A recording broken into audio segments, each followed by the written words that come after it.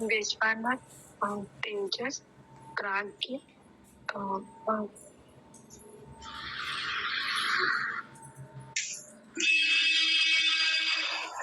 ये तो उनका नाम है ब्रह्म के पाद का, ब्रह्म के चतुष्पाद ब्रह्म उसका वर्णन है। चेतना के 4 अवस्था है। सबसे पहला है जागृत अवस्था, फिर है स्वप्नावस्था, फिर है सुषुप्ति और चौथा है तुरीय अवस्था। इसका जो एक्सप्लिसिटली जो मेंशन करता है, एक्सप्लेन करता है, वो मांडूक्योपनिषद में आता है। फिर ओमकार की व्याख्या, जैसे अभी हम ओमकार उच्चारण कर रहे थे तो यह ध्यान आ गया कि अरे अ उ म, इस तरीके से कल ही तो पढ़े हैं, तो उसको उच्चारण करने का प्रयास किए। तो ये अ उ म को ब्रह्म के पाद से कैसे जोड़ता है, उसकी व्याख्या, एनालिसिस जिसको कहते हैं, तो एनालिसिस इसमें मौजूद है।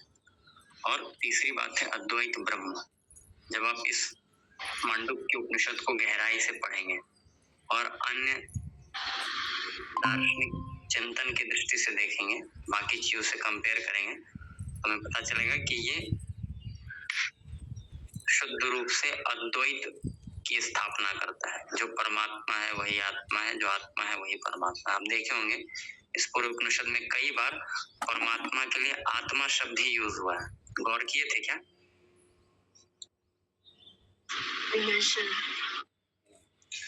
तो इस तरीके से फिर इसमें जो शांति मंत्र है, भद्रम कर्णेभिः शृणुयाम देवा, भद्रम पश्येमाक्षभिर्यजत्राः, स्थिरैरङ्गैस्तुष्ट्वाग्मं स्वस्तनुभिः विषेमदेव हितं यदायुः, स्वस्ति न इन्द्रो वृद्धस्सवाः, स्वस्ति नः पूषा विश्ववेदाः, स्वस्ति नस्तारक्षः अरिष्टनेमि, स्वस्ति नो बृहस्पतिर्दधातु। इस पूरे शांति मंत्र को आप पढ़ेंगे तो बहुत गूढ़ है, लेकिन सतही तौर पर समझने के लिए कह सकते हैं कि इंद्रियों का कल्याण मार्ग में प्रवृत्ति की प्रार्थना है। हमारा जो आयु है वो परमात्मा के काम आ सके, ये दूसरी भावना है। और जो तीसरी भावना है कि जो सभी ऐश्वर्य के स्वामी हैं, जो पूरे जगत में विख्यात हैं, ऐसे इंद्र जिनको समस्त ज्ञान का साक्ष्य है, जो सभी ज्ञान को जानते हैं, ऐसे पूषा और गरुड़, बृहस्पति, इन सब देवी शक्तियों से प्रार्थना की गई है कि वो हमारे लिए कल्याण और पुष्टि की व्यवस्था करें। 12 ही मंत्र हैं, इसलिए इस उपनिषद को एटलीस्ट जब हम लोग पढ़ रहे हैं उपनिषद, तो देखिए क्या होता है ना, ये बात हम पहले नहीं ध्यान दे पाते थे। ये बात बिल्कुल सत्य है, एक साधे सब सधे, सब साधे सब जाए। तो अगर एक भी कोई हमारा पकड़ बनता है तो उससे हमारे लिए आगे की भी रास्ते खुलते हैं। तो छोटा उपनिषद है, इसको प्रयास करिएगा पढ़ लेने का, समझने का, हो सके तो याद भी कर सकते हैं। वीडियो हम ग्रुप में नहीं डाले हैं, ग्रुप में अगर आप कहेंगे तो डाल देंगे, वैसे कोई बात नहीं है, उसको यूट्यूब से सर्च करके आप निकाल सकते। 12 ही मंत्र हैं और उन 12 मंत्रों का एक सीक्वेंस में यहाँ रखा गया है। जैसे पहला मंत्र आप देख लेंगे तो उसमें यही बताया गया है, ओम इत्येदर अक्षरमिदं सर्वम। आप अगर इस पुस्तक को देखेंगे जो हम लोग पढ़ते हैं, दिख रहा है ना पुस्तक?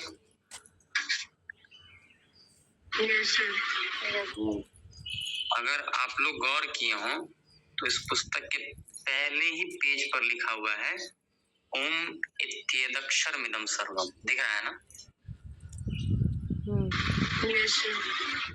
और इस उपनिषद के फ्रंट पेज पर ही ओम है।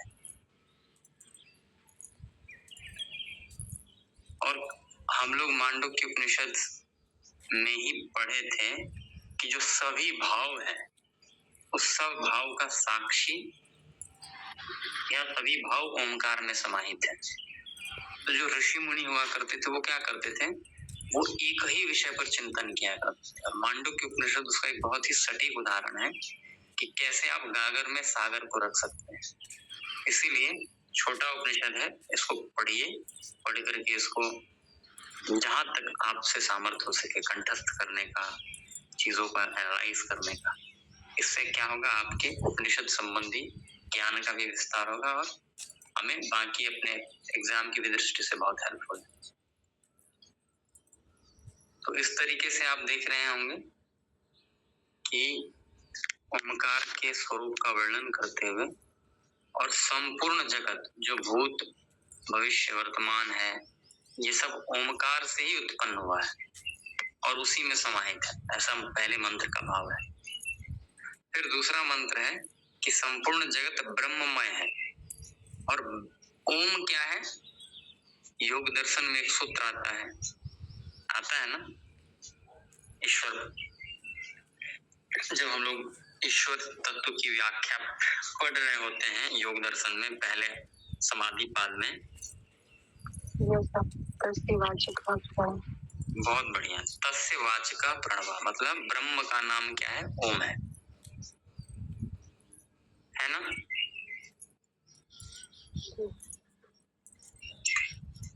अब यहाँ थोड़ा दार्शनिक बात है, आप रामचरितमानस को भी पढ़ेंगे तो वहां नाम और नामी के विषय में वर्णन है कि राम और राम नाम दोनों की महिमा अपार बताई गई है। कलयुग में लोग राम नाम को भज करके भी भव से पार लग जाते हैं। हमारे सामने तो राम भगवान नहीं आए हैं, कभी आए हैं क्या?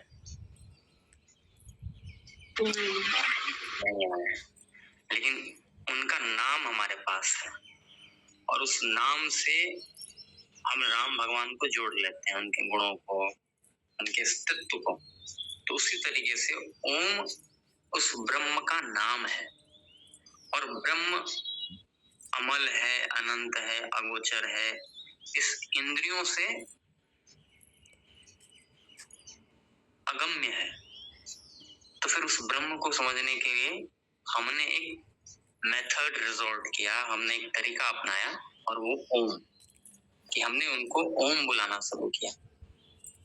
और ये ओम और ब्रह्म, नाम और नामी, जैसे अभी किन्होंने जवाब दिया था, नाम बताइए जी। मैंने जवाब दिया, हीरामणि। हाँ, हीरामणि जी। तो आपके नाम से आपका अविच्छिन्न संबंध है ना। जैसे ही आपका नाम लेंगे तो फिर हमारे मन में वो छवि आ जाएगी। वैसे ही ब्रह्म को नामी कहा गया है और ओमकार उनका नाम है। तो इन दोनों का अविच्छिन्न संबंध है, दोनों एक ही हैं। तो ब्रह्म अगर चतुष्पाद है तो ओमकार भी चतुष्पाद है, ऐसा दूसरे मंत्र का भाव है। फिर तीसरा मंत्र आता है, तो तीसरे मंत्र में प्रथम पाद, क्योंकि जब ब्रह्म चतुष्पाद है और ओमकार उसी ब्रह्म का नाम है, तो उस ओमकार को भी क्या बताया गया है? आगे 8वें मंत्र में उसका वर्णन है कि ब्रह्म चतुष्पाद है, लेकिन ओमकार 3 मात्रा है, अ उ म, और ये तीनों मिलकर के एक ओमकार बन जाते हैं, जो ओमकार का अपना स्वरूप है। तो 4 चरणों से इसको जोड़ दिया गया है। पहले चरण से अ को, दूसरे चरण से उ को, और तीसरे चरण से म को, और चौथा जो ओम का अक्षर स्वरूप है, इसको थोड़ा सा अगर आप ध्यान दे देंगे ना, जैसे ये थोड़ा सा एक क्रिटिकल थिंकिंग करिए 1 मिनट के लिए। देखिए क्या होता है, हम कभी एक बच्चों को पढ़ा रहे थे, अचानक से ये हृदय में भाव आया कि हम और आप जो बोलते हैं तो वो ध्वनि कभी कभी बर्बाद नहीं होती, वो इसी अंतरिक्ष में घूमते रह जाती है ना, रह जाती है, बताइए। इसीलिए उसको अक्षर कहा गया है, जिसका कभी नाश नहीं होता है। और उस अक्षर को हम लोग किस चीज से दिखाते हैं? अ उ म। अब इस संसार में ना बहुत तरह की ध्वनियां है, ठीक है, फिर कोयल का आवाज है, अलग अलग जीवों का आवाज है, लेकिन हमने कुछ स्पेसिफिक को क्या किया है, कुछ स्पेसिफिक को हमने रिकॉग्नाइज किया है और उसको हम वर्णों के सहारे, अक्षरों के सहारे दिखाते हैं। तो ये जो अ उ और म है, ये तो 3 मात्रा, जो 3 ओम की व्याख्या के अंतर्गत है, लेकिन इस सब के सम्मिलित से जो एक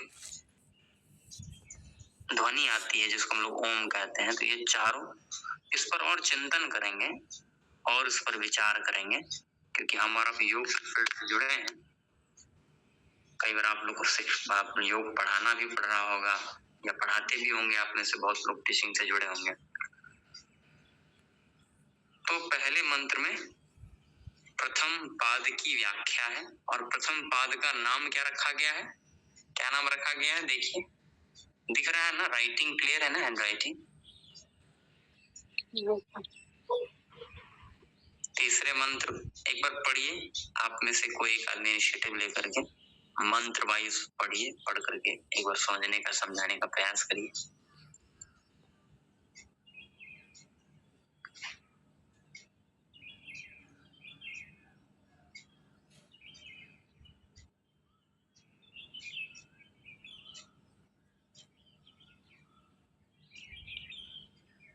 चलिए, नहीं पढ़ेंगे तो फिर समय नहीं बर्बाद करना है। मंत्र, तीसरे मंत्र में प्रथम पाद का वर्णन है वैश्वानर के रूप में जागृत अवस्था में। फिर तीसरे मंत्र को 9वें मंत्र से रिलेट किया गया है कि आकार जो है वो प्रथम पाद से जुड़ा हुआ है, ऐसा 9वें मंत्र बताते हैं, इसलिए दोनों को एक साथ लिखा गया है। और माइक बंद कर लीजिए, पीछे से डिस्टर्बेंस हो रहा है। अगर कुछ कहना है तो कहिए, अन्यथा माइक बंद कर लीजिए। आप्त आदिम त्वात सर्वान कामान पुरात, मतलब आप्त का अर्थ भी एक बार ढूंढिएगा। आदिम मत्वात, सबका आदि तत्व है और सभी को की कामना पूरा करने वाला है।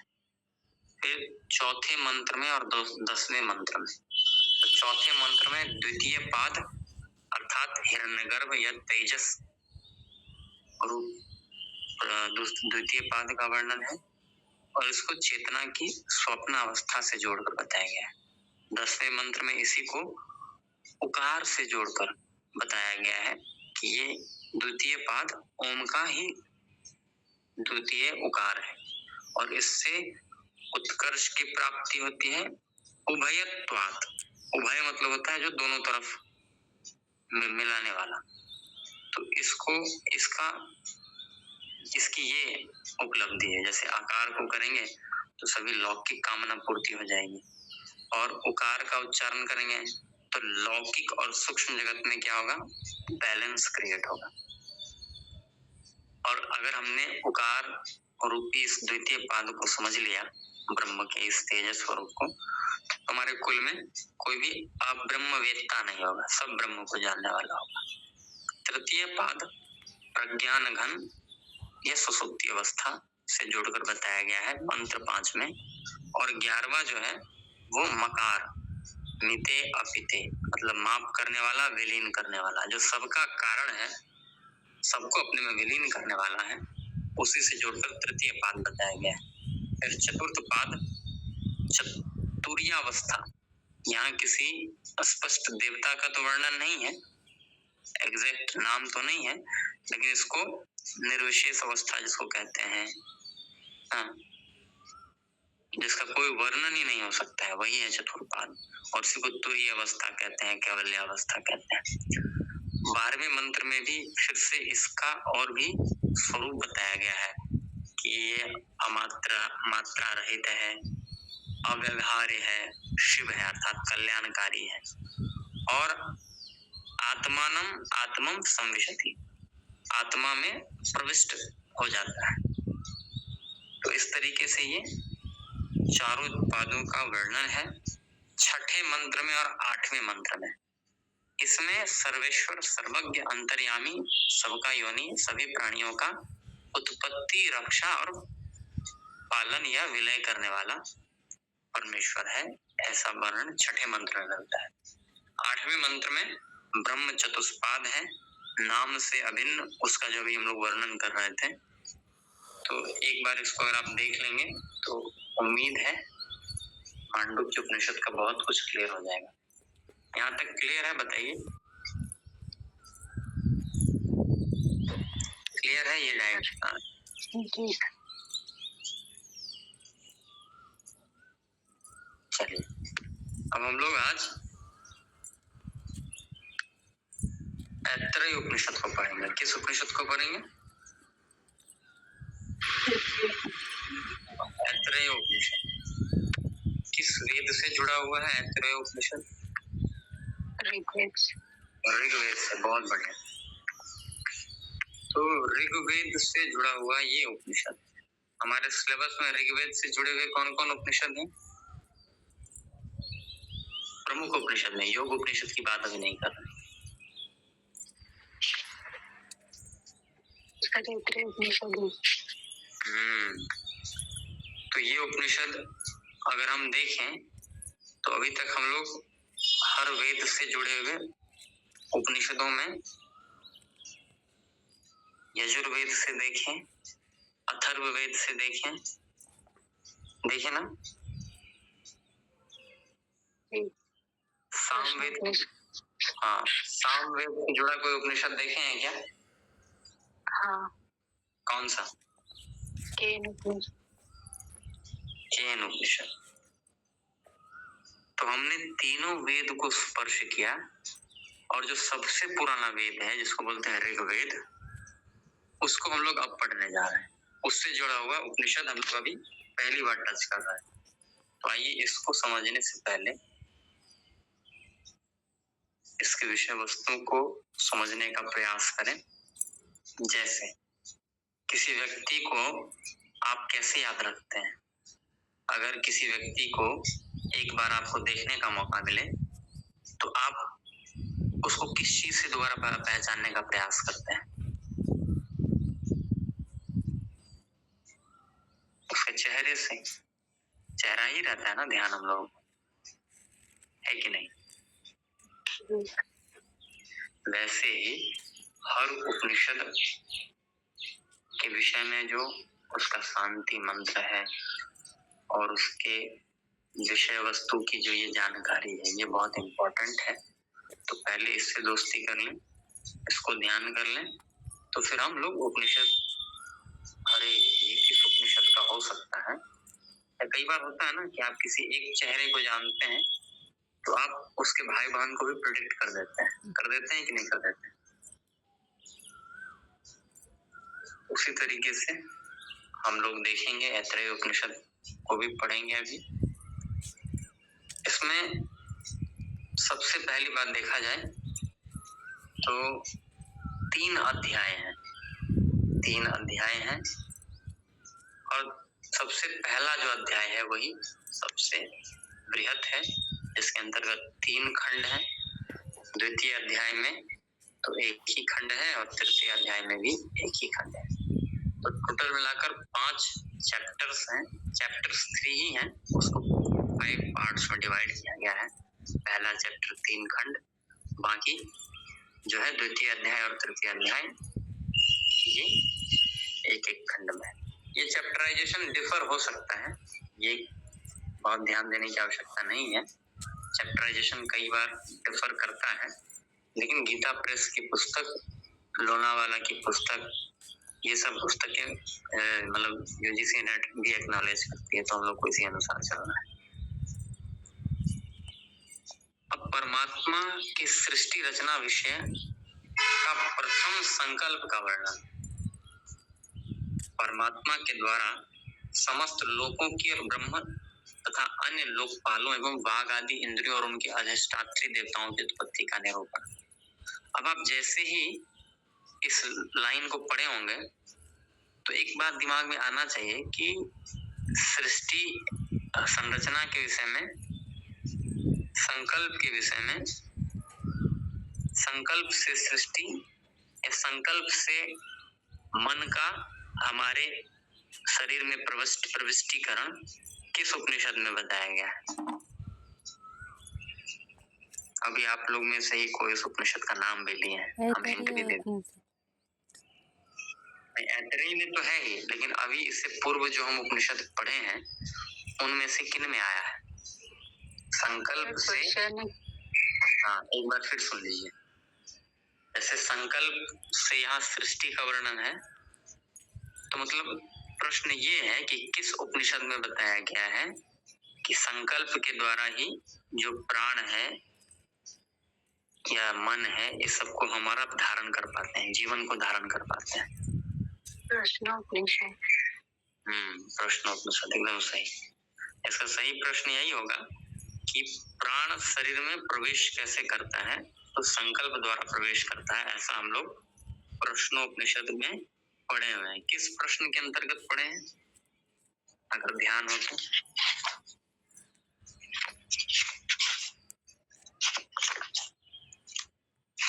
प्राण वो रही वाला सर प्रश्न जो।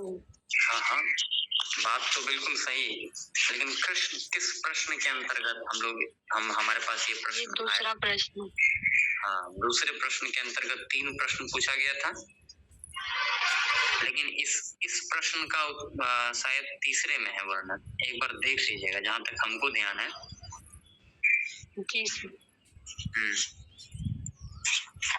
और एक डायग्राम भी हम ग्रुप में डाले हुए हैं इससे रिलेटेड, उसमें भी चेक कर लीजिए। थोड़ा थोड़ा रिवाइज करते चलिए, पिछले चीजों से उसको जोड़ते चलिए, क्रिटिकली पढ़ते चलिए, तो वो हमारे दिमाग में बना रहेगा, नहीं तो फिर हमारे मन से स्किप हो जाएगा बातें। ठीक है, यहाँ तक क्लियर है, आगे बढ़ा जाए।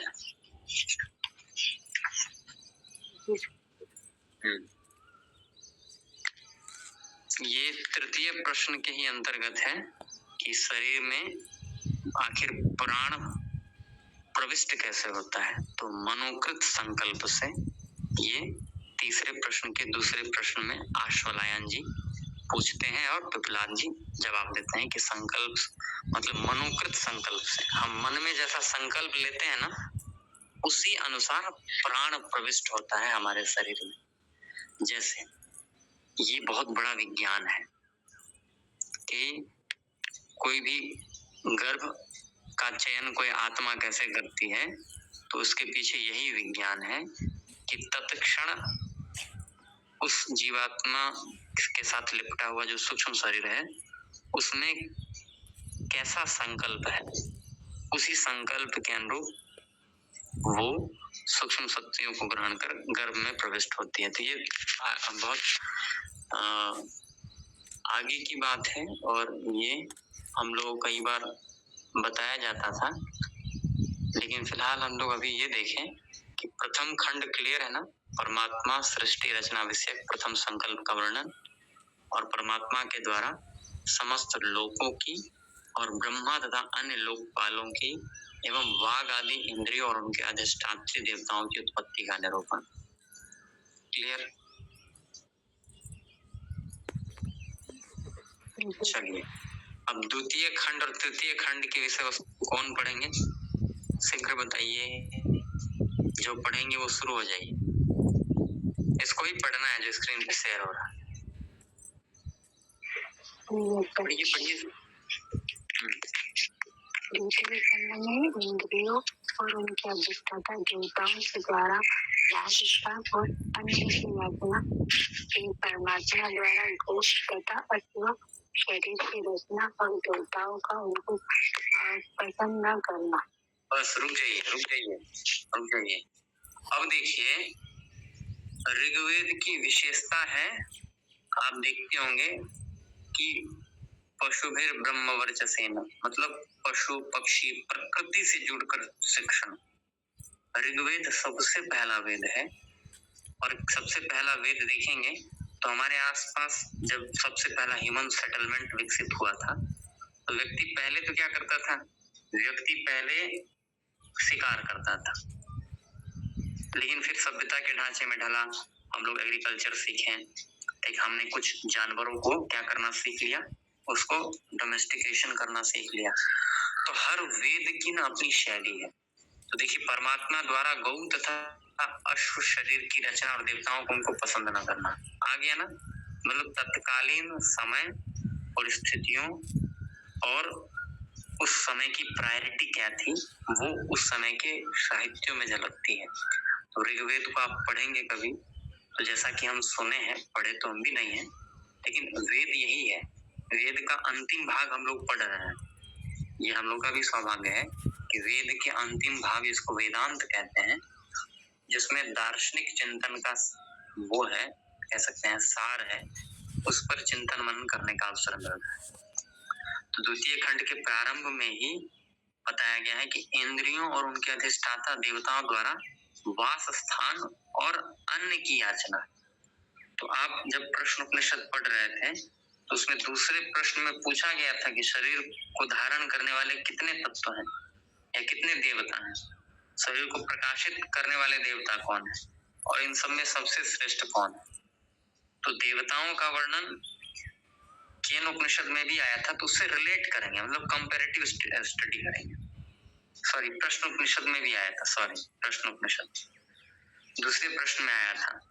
तो इंद्रियों और देवताओं का जैसे ही वर्णन आया तो हमें हमारे दिमाग में क्लियर आ जाना चाहिए कि हाँ, हम लोग द्वितीय प्रश्न के अंतर्गत पढ़े थे कि शरीर को पंच तत्व धारण करता है, उनको 14 जो स्थूल सूक्ष्म है, जिसको इंद्रियां कह सकते हैं, मन बुद्धि अहंकार, ठीक,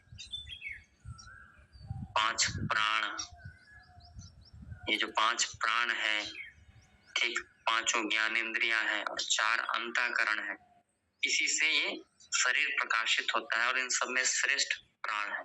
तो ऐसे रिलेट करना है हम लोग, ठीक। परमात्मा गौ तथा आसु की शरीर रचना और देवताओं का हमको पसंद ना करना। क्लियर है? आगे बढ़िए, पढ़िए आगे।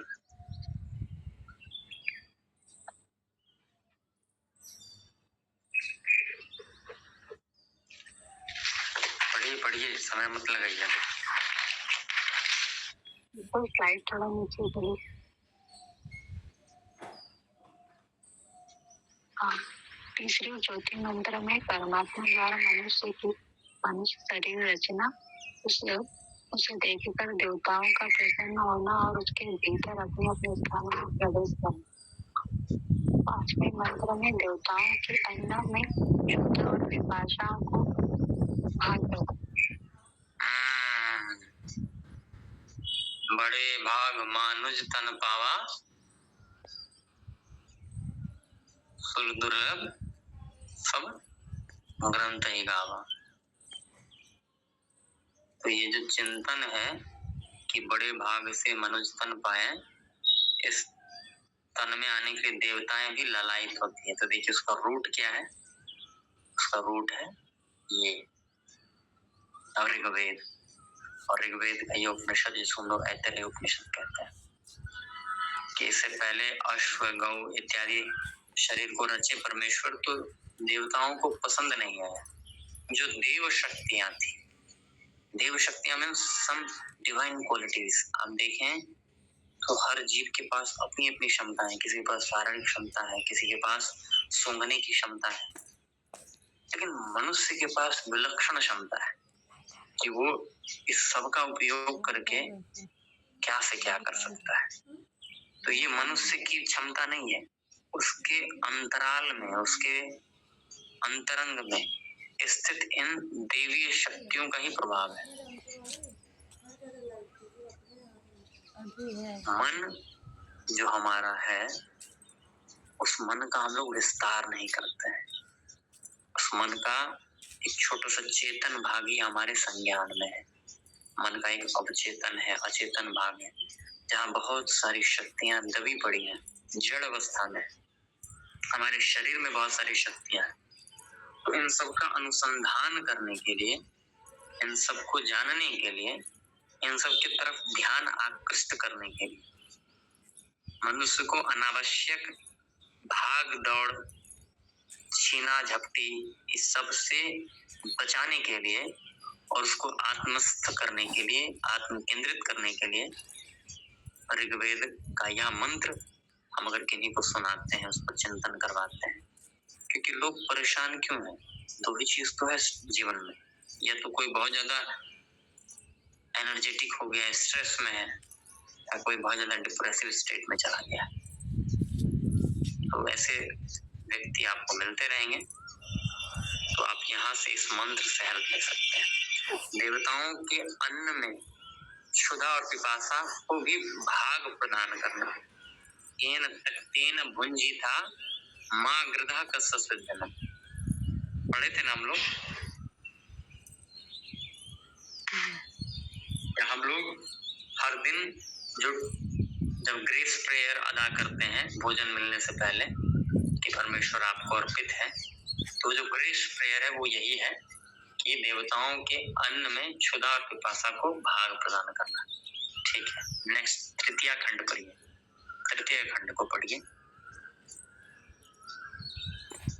और तृतीय खंड के पहले और दूसरे मंत्र में परमात्मा द्वारा अन्न रचना का विचार और अन्न की सृष्टि। तीसरे और नौवें मंत्र में अन्न का भाग जाना तथा पुरुष का उसे वाणी, प्राण, नेत्र, कान, त्वचा, मन और उपस्थ के द्वारा पकड़ने का उद्योग एवं पकड़ने में और सफल होना। 10वें मंत्र में अन्न, अंत में अपान के द्वारा अन्न को पकड़ लेने के कारण अपान में भक्ता का उल्लेख। 11वें मंत्र में अब आप बुझ जाइए, अब बाकी अब कोई दूसरे लोग पढ़ेंगे, एक बार पहले सुन लेते हैं, समझ लेते हैं, इसके बाद आप में से कोई और व्यक्ति तैयार रहे। समय मत लीजिएगा, जैसे ही हम चुप हो जाए वैसे ही शुरू हो जाइए। परमात्मा द्वारा अन्न रचना का विचार और अन्न की सृष्टि। हम और आप जो दाल, चावल, रोटी जो अन्न के रूप में खाते हैं, ऐसा नहीं है कि हमेशा से यही डाइट रहा है हम लोगों का। ये तो आप अभी भी पढ़ेंगे, ज्योग्राफी में पढ़ेंगे या हिस्ट्री में पढ़ेंगे, तो आपको पता चलेगा कि ये सिंधु के किनारे कुछ एक दो पहाड़ हैं और चाइना, ऐसा लोग मानते हैं कि यही जो बेल्ट है, सिंधु नदी के किनारे सबसे पहली बार चावल को उगाया गया था। तो किसी ने तो पहली बार उगाया, और हमें आज हम पूरे मनुष्यों का उससे क्या हो रहा है, पोषण हो रहा है, पालन हो रहा है। तो उस अन्न पर विचार करते हुए ऋग्वेद के ऋषि किस तरीके से अन्न की सृष्टि और परमात्मा द्वारा उसके रचना की कल्पना प्रस्तुत करते हैं, डेडिकेटेड थॉट प्रोसेस प्रस्तुत करते हैं, ये पहले और दूसरे में। तीसरे और 90 में अन्न का भाग जाना तथा पुरुष का उसे वाणी, प्राण, नेत्र, कान, त्वचा, मन और उपस्थ के द्वारा पकड़ने का उद्योग एवं पकड़ने में असफल होना, ये इंटरेस्टिंग है। अन्न का भाग जाना क्या है ये, और पुरुष का उसको वाणी, प्राण और नेत्र, कान, त्वचा, भाई अन्न कैसे भागेगा, तो हम लोग उसको भी समझेंगे। तो ऐसे जिज्ञासा भाव के साथ हम लोग उसको समझने का प्रयास करेंगे।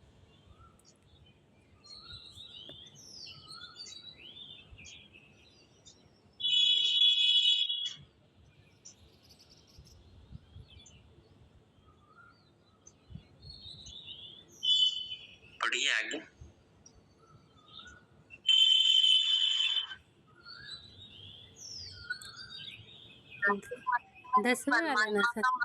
शरीर में प्रवेश करने का विचार। मंत्र में है परमात्मा का विद्युति नामक मूर्त द्वार से शरीर में प्रवेश करना तथा उनके तीनों स्थानों और तीनों शक्तियों का निरूपण। मंत्र में है मनुष्य का सृष्टि रचना देखकर ऐश्वर्य युक्त होना और उसके द्वारा परमेश्वर के साक्षात्कार से इस शरीर में उसके कृत्य को जानने का कथन। 14वें मंत्र में है परमेश्वर के इंद्र नाम की व्युत्पत्ति। जी रुक जाए। तो अन्न का भाग जाना, पुरुष का सभी यत्न से उसको पकड़ने में असफल होना, तीसरे से 9वें मंत्र का विषय वस्तु है। 10वें में अपान के द्वारा अन्न को पकड़ लेना और अपान की महत्ता का उल्लेख है। इस उपनिषद में अपान की महत्ता का उल्लेख है ना।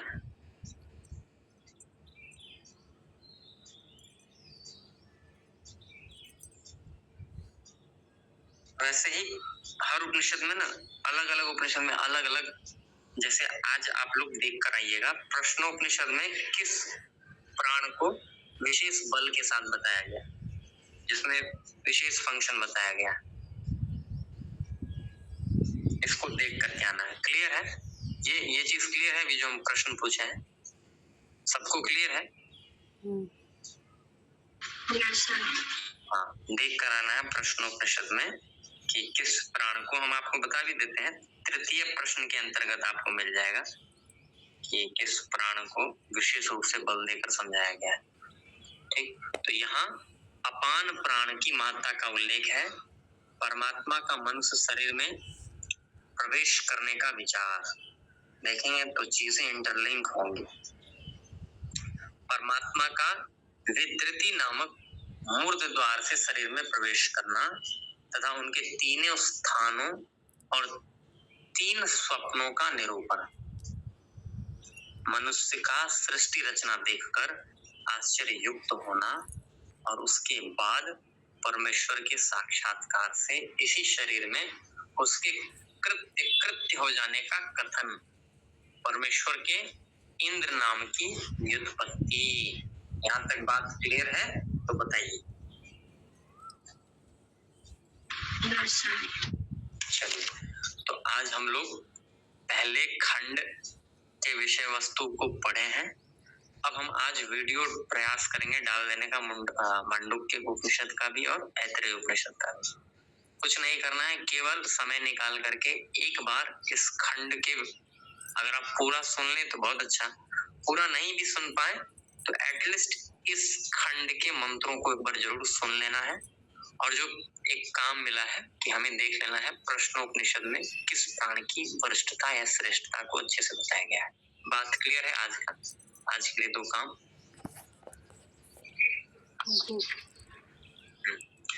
तो हम लोग ऐसा ही करके आएंगे। हम वीडियो भी प्रयास करते हैं ग्रुप में डालने। आज यहीं तक रखते हैं। प्रयास करिए 5 बजे तक हम लोग जो भी जुड़ते हैं अपनी पूरी निष्ठा से, श्रद्धा से उसमें जुड़ जाएं। 5 बजे हम लोग शुरू कर लें क्लास, ताकि 5:45 तक हम लोग जो समय सीमा निर्धारित है उसके अंतर्गत कार्य को पूरा कर लें। ठीक है, बहुत बहुत धन्यवाद। सबका दिन शुभ हो, मंगलमय हो। ओम